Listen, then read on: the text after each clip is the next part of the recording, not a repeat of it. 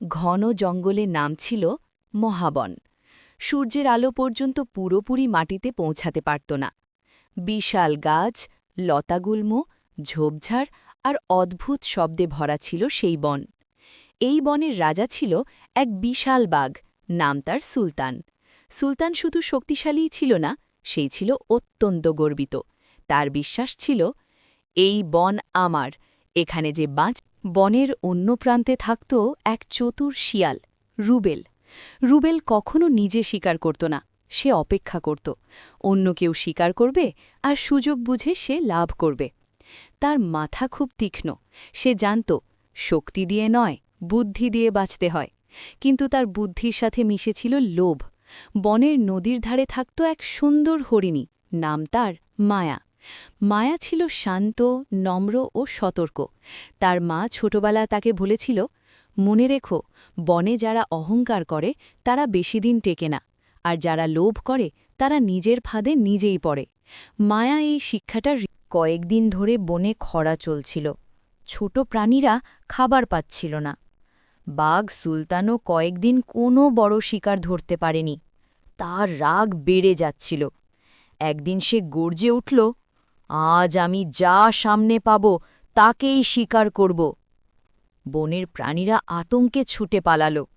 রুবেল শিয়াল দূর থেকে সব দেখছিল। তার মাথায় পরিকল্পনা এলো, এই রাগী বাঘটাকে ব্যবহার করা যায়।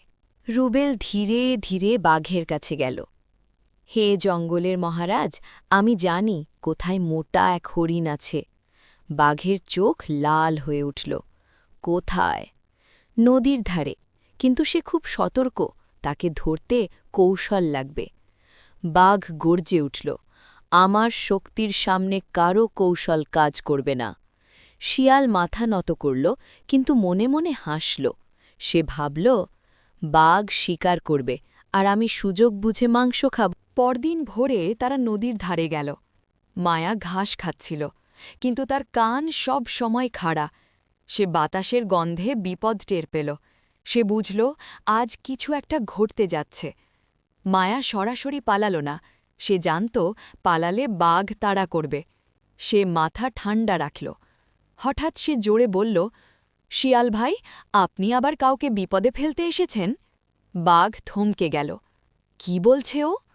মায়া বলল, গতবার আপনি বাঘকে বলেছিলেন নদীর ওপারে বড় শিকার আছে, কিন্তু ছিল কাদা, তখন বাঘ প্রায় ডুবে যাচ্ছিল। বাঘের মনে সন্দেহ জাগল। সে শিয়ালের দিকে তাকাল। এটা কি সত্য?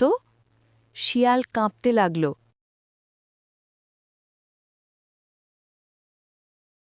বাঘ বুঝতে পারল শিয়াল তাকে ব্যবহার করছে। তার রাগ আকাশ ছুল। সে গর্জে উঠল, আমাকে কেউ বোকা বানাতে পারবে না। শিয়াল প্রাণপণে দৌড় দিল। বাঘ তার পিছু নিল। দৌড়াতে দৌড়াতে শিয়াল এক পাথরে পিছলে পড়ে গেল। বাঘ তাকে ধরে ফেলল। শিয়াল কাঁদতে লাগল, আমি ভুল করেছি, লোভ আমাকে অন্ধ করেছে। বাঘ কিছুক্ষণ চুপ করে থাকল।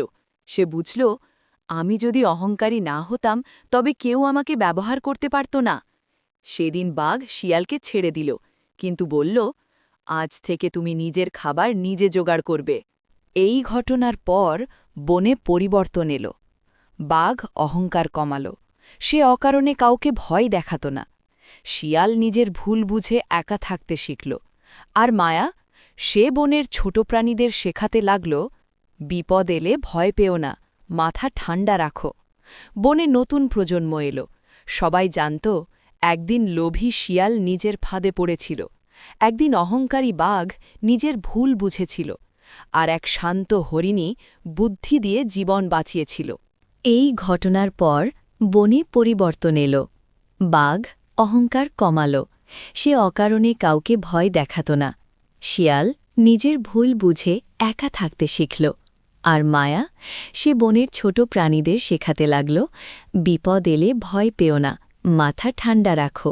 বনে নতুন প্রজন্ম এলো।